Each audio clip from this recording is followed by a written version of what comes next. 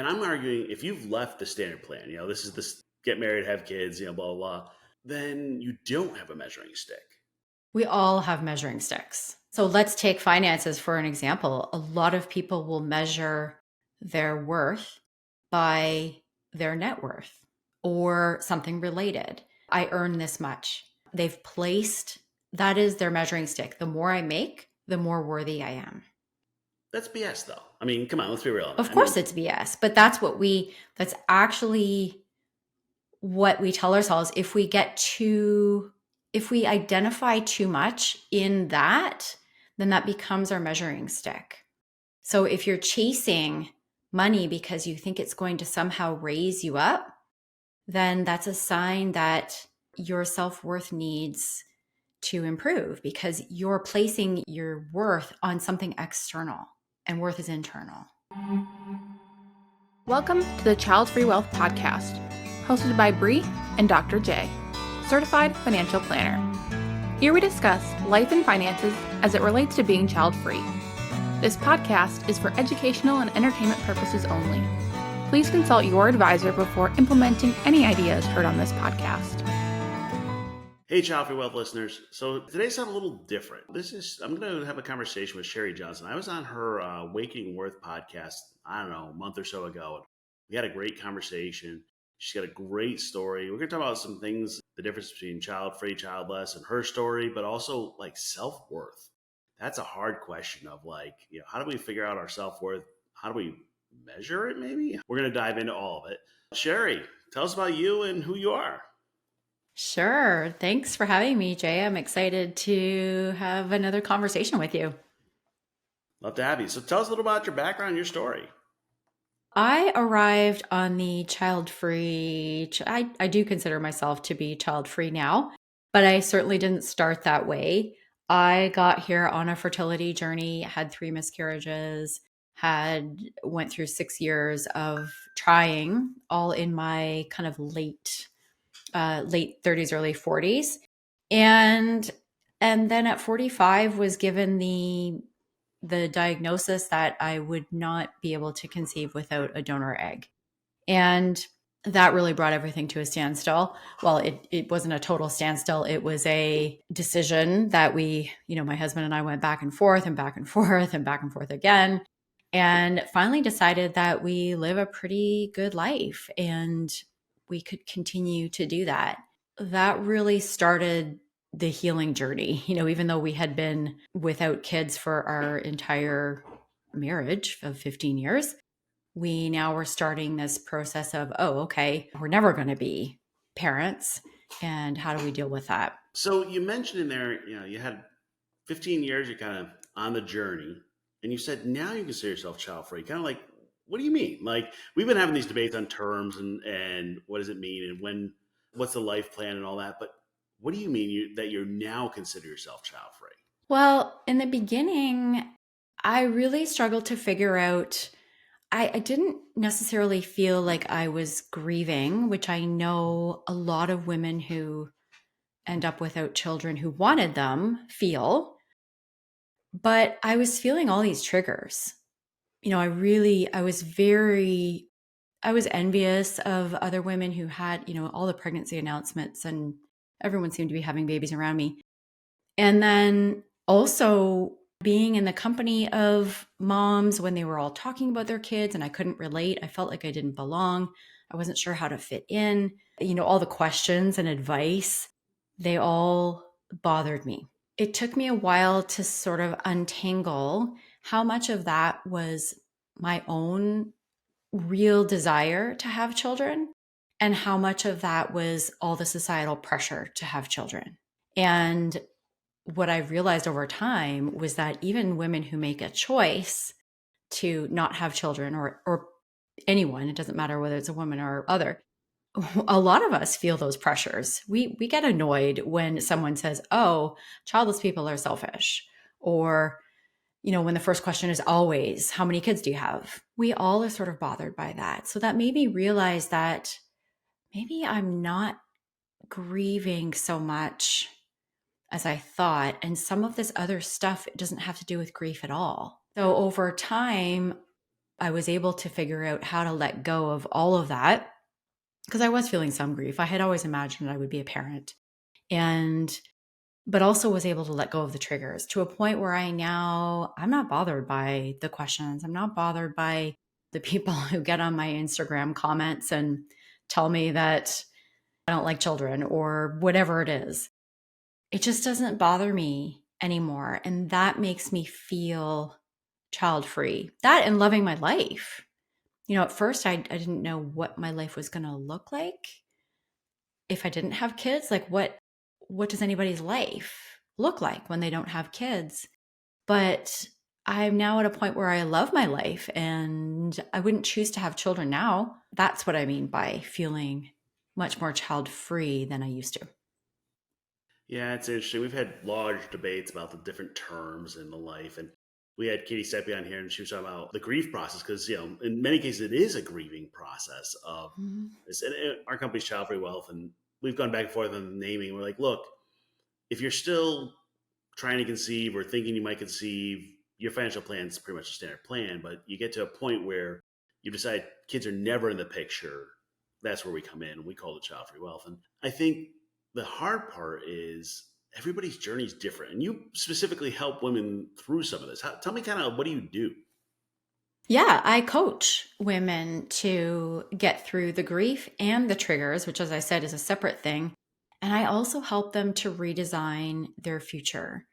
And I think there's this misconception out there that that's just going to naturally happen when you process the grief and stop feeling the triggers, that life is just going to sort of unfold for you. And what I'm finding among my clients is that they actually need to take some intentional action to create that life, to tap into their desires. They're so focused on having kids for such a long time.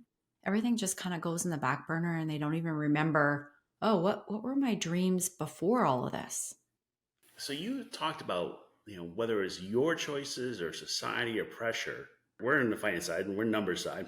If I made you put a number on it, what percentage of that is you versus the environment or the culture? I mean, and is it different with others?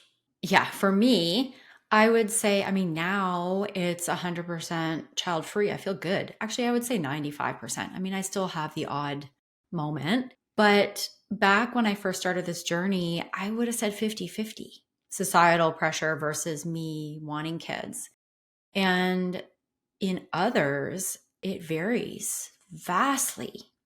I think of it as a spectrum, actually. And I think there's people out there who, maybe think, well, maybe I want kids. I don't know. Should I want kids? And they think, yes, I should want kids, but that's the societal pressure. And I think a lot of people, it's got to be really tough to untangle that unless you are really, really sure of yourself and this is my choice and I don't care what anybody else thinks. And those are the people who, talking about self-worth, those are the people who have really strong self-worth. They know exactly what they want. But I think it's a spectrum. I think everybody's influenced to different degrees by society. And I think everybody also wants children to different degrees. Yeah, I'm with you. I think I agree with the spectrum. I think the one I've been debating lately and kind of where my reading's been is on this concept of the spotlight effect. That we all kind of think that the world cares a lot more about us than than it really does. It's kind of like the reality check is most people are wrapped up in their stuff. They make comments to us, especially on the internet. They'll make whatever their comments, but really they don't care. They don't care about us. They don't care about. But they'll make their comments. They make their snide remarks, and I was reading into this, and the interesting effect is social media has kind of literally put the spotlight on people because we're sharing things publicly and other things. And they found that the more you think people care about you, the lower your self esteem. Mm-hmm. But I'm like, okay, so let's say we totally embrace, yep, I don't care what anyone else thinks. They don't care what I think. Cool. Does that just mean like our self esteem goes back up and our self worth goes up? I mean, talking about this like self esteem slash self worth combo, how did those two come together? Oh, that's a great question. I don't know that I have a really good definition of self esteem, but it is different. Self worth, I see as something that is deep within you. It's the heart of everything. It actually, everything boils down to self-worth. And that could also be, that's closely tied to self-love. But self-worth is really, I am worthy and I am deserving and I am equal.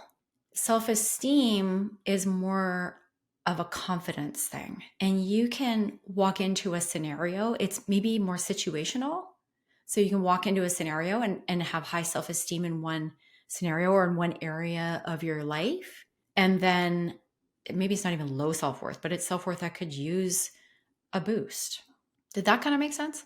Well, it does, but I think I'm struggling because self worth is kind of like implied in there that there's a measuring bar, or there's a like, when we talk about worth, and I happen to think it's a bit more than just a measure, but I think people go, well, you outlined some things and they're like, well, I'm good enough, or I've met this, or I've done that. But that's measuring yourself against something. Am I missing that? Exactly. But Yeah. but, but hold on. We talk about the standard life plan or life script, and I'm arguing if you've left the standard plan, this is this get married, have kids, blah blah blah, then you don't have a measuring stick. But you're saying you still do. We all have measuring sticks. So let's take finances for an example. A lot of people will measure their worth by their net worth or something related. I earn this much. They've placed that is their measuring stick. The more I make, the more worthy I am. That's BS, though. I mean, come on, let's be real on that. Of course, it's BS, but that's actually what we tell ourselves. If we identify too much in that, then that becomes our measuring stick. So if you're chasing money because you think it's going to somehow raise you up, then that's a sign that your self-worth needs to improve because you're placing your worth on something external and worth is internal. Okay, so let's say I ignore the net worth because I'm with you. Net worth is a measure of your dollars, not who you are. Exactly. How do you personally, as Sheri, measure your self worth? Oh, goodness. You're asking some tough questions. So, my own self worth, I think the only way that you can really measure it is on what evidence you can find in different situations. Let me give you an example, a simple example. Before I started doing this work, one of the indicators that your self worth could use a boost is if you feel intimidated by other people. Say for me, when I used to work in the corporate world, I was intimidated by executives, people who were, leaders in the organization, people who were higher up the hierarchy than me, especially if they were male for some reason for me. And I felt like they were somehow more worthy than me. I was putting them up on a pedestal. If you're intimidated by anybody, you're putting those people, whoever you're intimidated by, on a pedestal and you're putting yourself lower down. And so if you're intimidated, that's a really good sign. And for me, after I started doing this work, I left the corporate world for a little bit and started consulting, and I didn't have a lot of interaction with leaders. And then suddenly I was asked to go to this meeting, this all day, 2-day event with a whole bunch of executives.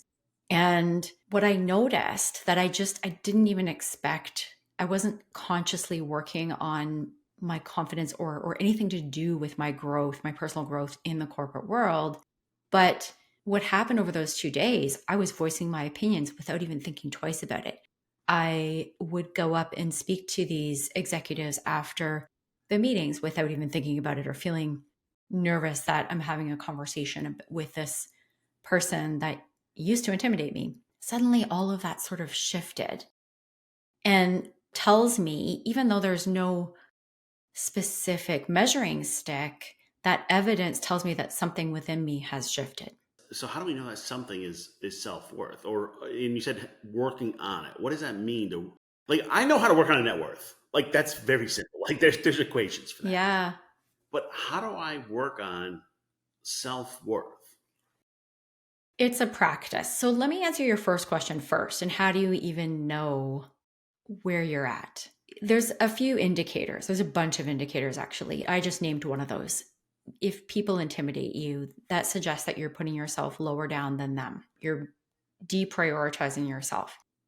That happens a lot when we people please. We put others' needs before our own. It happens when you are a perfectionist, not you specifically, Jay, but I'm checking off the list as we're going along, so it's okay. when someone is a perfectionist, that's an indicator that they're caring too much about what people think. It has to be perfect before I can put this out. And if it's not, that says something about me. So that's another indicator. In the child-free world, it's when what other people say about you bothers you. It could be if someone says something about you and it bothers you, it triggers you, it irritates you, whatever the case may be, you're reacting to it. It's usually because they are shining a light on lower self-worth.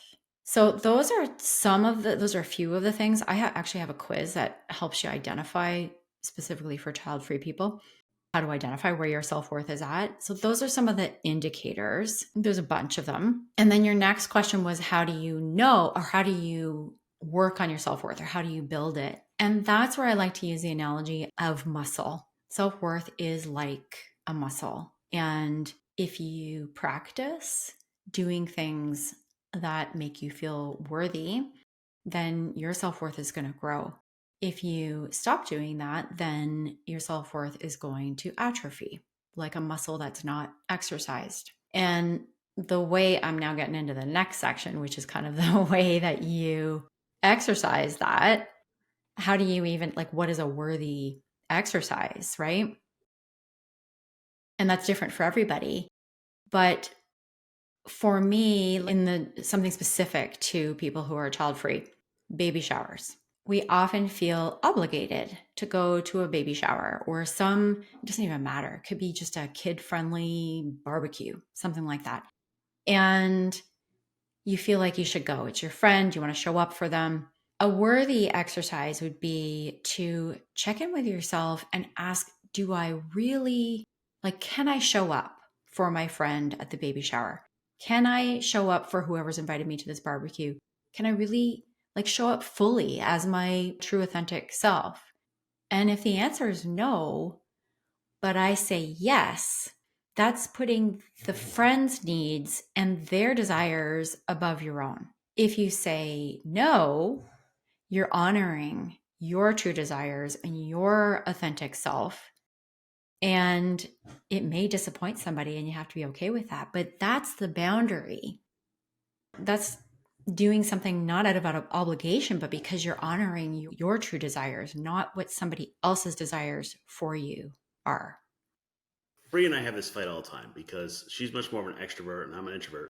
I like the answer. I just don't have to go to the party. By that measure, I would just never go to any of them. But then I don't know that I'm exercising that muscle. Well, it depends. I mean, I'm an introvert too, and I never liked the baby showers to begin with, even before long ago before I even knew that having children was going to be an issue for me. And if you really don't want to go to those things and you go, what happens then? Well, for me, the hard part is my energy's gone. Mm-hmm. We just went to conference, FinCon, and it was interesting to watch we had two different experiences at the same conference. And I'm like, at some point, I just need to leave the party. I've had enough, or skip it, and then the argument is, well, but then you don't connect with people, which is true. But is that okay? And then, well, maybe we're measuring it by different. I don't know. There's certain things you have to do, whether it's societal or work pressure or other things. And if I don't lean into the discomfort, is that okay? It depends on it. I mean, that's very individual. From what you're saying, if you really don't want to go to the party, it becomes a question of, okay, am I honoring my desire to make connections? Or am I gonna honor my need to make connections and my desire to make connections? Or am I gonna honor my need to save my energy? That's a question that you have to ask yourself, which is more important to you, and which does your authentic self really desire the most? So there's never a totally clear answer, but if there's something you absolutely don't want to go to and you know that there's no reason that you need to go to, your wife or your partner isn't going to hear the wrath of them or your friend who invited you or whatever it is, then you need to ask yourself, am I going because I feel obligated? Am I going because I feel like I should? There's a good indicator is the should. If you're telling yourself you should do something, then that's an indication that maybe I don't really want to do this. It's because I feel I should. If you feel guilty for saying no, that's another indicator that I'm only going to this because I feel guilty. And then you make a decision. Am I going to go? Am I going to stay? Yeah. And by the way, for those listening, we're recording this like the week before Thanksgiving and all the holiday parties are coming up and all this. Like, that's in the middle of my brain. And Mm-hmm. my wife and I, when we got married, one of our mentors, good friend, said when he got married with his wife, they made a deal that neither has to go to each other's work parties. I don't want to go to yours. You don't want to go to mine. Those are awkward. We're just going to set a rule. So we actually follow it. It's been great because, yeah, Jack, you don't want to go to the party for your spouse's, like, whatever. We've done this where, hey, neither of us have to go to our parties. But then, like, the people at the party are like, I've never met your spouse. And we're like, that's okay. And I think it's hard sometimes for society or cultures or groups to understand that. And I think one of the challenges you hear is, well, as soon as I living a life without kids, I'm then disconnected from whatever 80% of the rest of the world is doing. And then how do I get that connection? That's another good question. I think the first question is, does that matter? Do you, like for you and me, I'm an introvert as well. I'm kind of on the border, actually. I lean towards the introverted side, but I do need some connection. But that's the first question. Like, what do you need? We're all told that we need connection, and I think it's kind of a basic human need. But how much of it do you need? That's the first question that you ask yourself. I got to grab some. So this book we just reviewed, The Essential Retirement Plan for Solo Agers, Sarah Geber. And her argument is that if you're going to plan your elder years well and have a support system, you need to be connected with people to do that. And I'm like, or I could just make my money do it for me. Like, and I don't have to connect to a whole bunch of people to count on them to do it. And like, maybe it's societal pressures that are saying you need that connection. But at the same time, I'm going, well, as a human, don't we need it? Or is that just kind of like, I don't know, societal pressure, societal expectations to say the more friends you have, the better. I mean, let's not talk about Instagram friends and Facebook friends and all that. But like, I can have 3, 4, 5 good friends and I'm good. And my wife wants 100. So I don't know. Well, that's also individual. I think my personal opinion is that you can have some really deep connections with a few people in your life, and that can carry you right through. Other people who are extroverts need a lot of connections because they want to be social. They want to spend a lot of time with other people. That's where they get their energy. And so they may need a lot of people around them. My personal belief is that we need, as humans, a few really deep connections. It's very individual whether you go beyond that. I think that's fair. I think what I've seen is kind of weird. I'm Gen X and a lot of my generation, younger, I mean, whatever, self-imposed, whatever, is this overachiever routine. You got to get the A, you got to get the star, you got to check all the boxes. And it's been a struggle for me throughout. And I was reading an article, I think this morning or a couple days ago, said, hey, if you want good health for your kids, never tell them about being in a good college. You get the pressure about, if you do this in school, then you'll get into a good college. Mm-hmm. And then you get a good career. And then you get a good life. And then you get it's like, and good becomes this like sword that can poke you and say, hey, well, if I don't do this, I'm not going to have. And one of the things I've found is that for some folks, and I don't happen to agree with this, but some folks say, hey, I don't have kids, so I have to have this super career, or I have to make up in a different way. I have to have a huge impact on something else. And I wonder if that's related to that self-worth measure of like, if I don't do X, I must do Y. I have to make up for it. Have you seen it? Have I seen it? How? Have I witnessed I mean, have that? you seen people having this, they have to make up for not having kids, or, this societal expectation for not having kids, you must. And then how do you deal with that? Oh yeah, I've definitely seen it. There's, you're supposed to have, I think Jody Day said this, or somebody in the community said, you're supposed to have this Oprah-sized career, this Oprah-sized life if you don't have kids to tie you down, or to, kids aren't your purpose. I say that in air quotes. Then you have to have something else. And that's, well, partly societal pressure, but that societal pressure, we internalize that, and our parents do. So there's your parents who, maybe not yours, but whoever, you need to go to a good college in order to have a good career, and you need to go to college in the first place.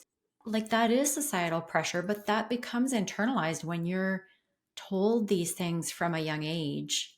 We bring all that inside of us, and they become our beliefs. They become our beliefs about ourselves. If we go to college, if we go to a good college and then we get a good career, then we think, oh, I must be good, I must be worthy because I've done those things. And if we don't, we decide we want to do something different. I want to be an entrepreneur and I'm going to start when I'm 18. Then we think, oh, but that's not good enough because my parents told me this is what's good. So then we start to feel like, well, I'm not good enough if I do this. And so then they go to college, and it's that pressure within you and without that tells you, I need to follow this path instead of following my own true, authentic self and what I desire and what I want to do.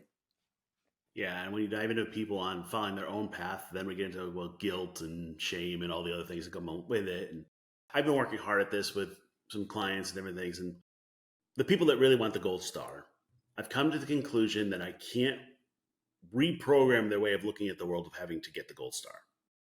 And I might be wrong, but it's hard to reset that mindset if it's been that way for 50 years of like, I always have to achieve or whatever it is. And what I tend to do is then take that, whatever that goal driven nature or whatever it is, that core belief of theirs, and shift it to something else. Mm-hmm. Say, okay, let's not measure dollars. Let's measure lives impacted, or hours volunteered, or even like hours hiked, or like, I don't care. But like, I almost feel like I have to shift them to another goal, because otherwise they're like, well, what am I working on?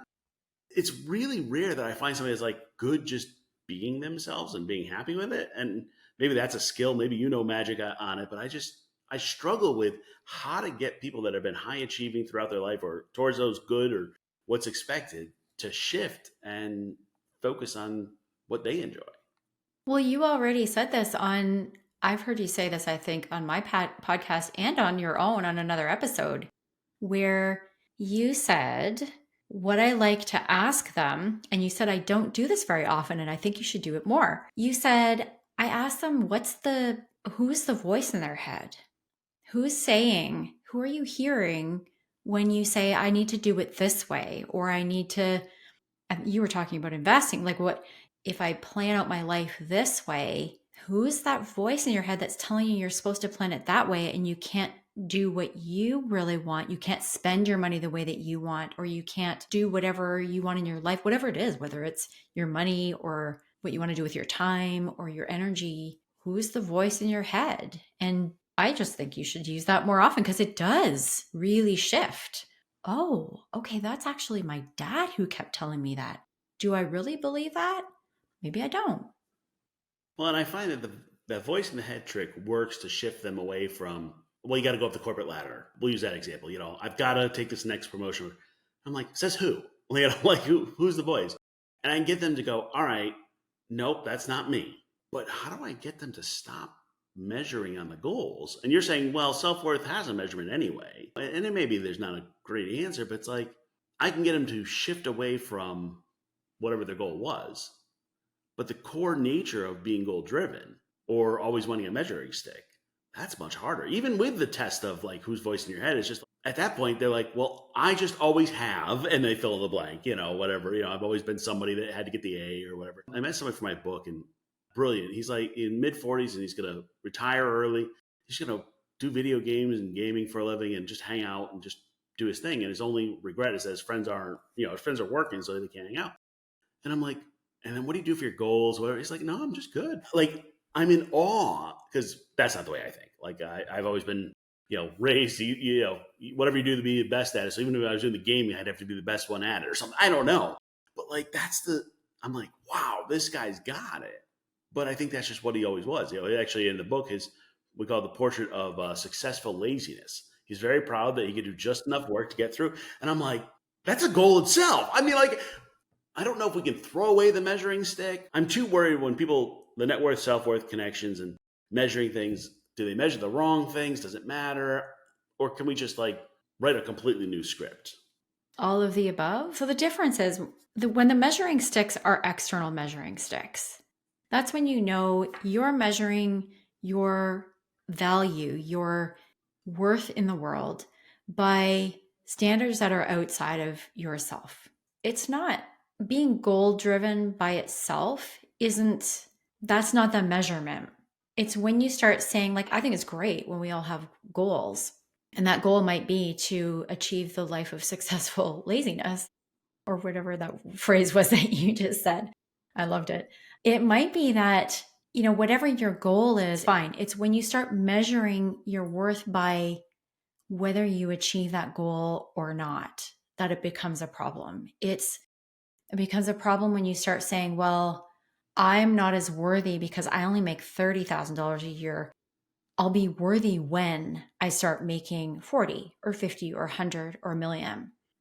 That's when I'll be happy and that's when I'll be worthy. And it's when we place those external measuring sticks, like I'll be worthy when I have children and I'm not as good if I don't. That's measuring your worth on something that is actually external to you. I think we can throw away those measuring sticks and start measuring your worth based on how often do I do what I truly desire? How often do I do what's authentic to me? How often do I say what is authentically going on through my mind? How often do I voice my true opinion versus saying what I think that other person's going to want me to say?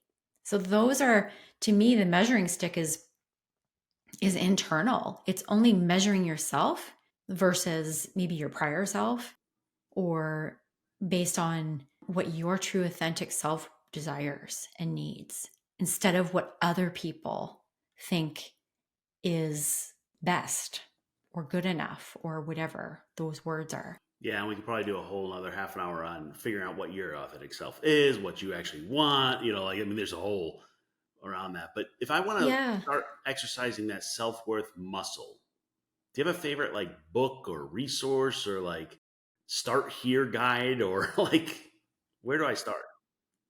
Yeah, one of my favorites is a book called The Worthy Project by Meadow DeVore.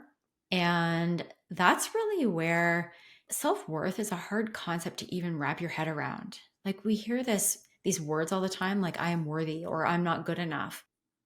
It's really hard to conceptualize, to really integrate what that really means.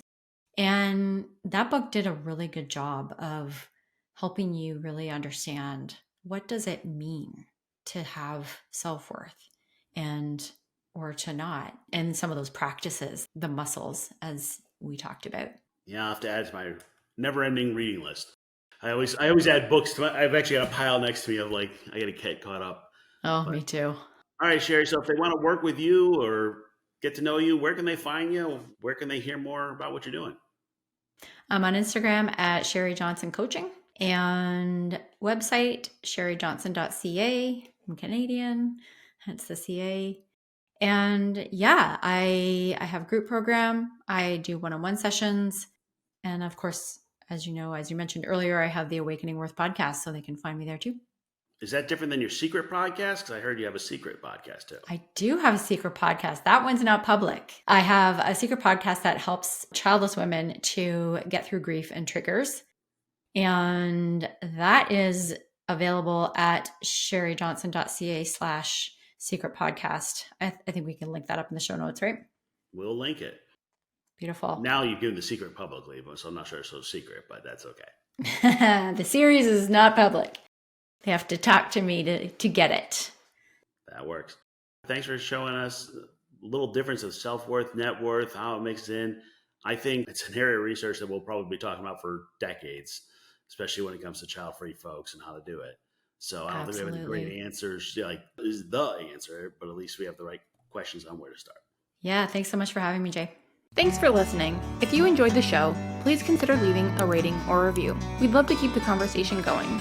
Follow Childfree Wealth on social media or email us at podcast@childfreewealth.com. If you're interested in working together, book a free consultation call by visiting our website, childfreewealth.com. We'll see you next week.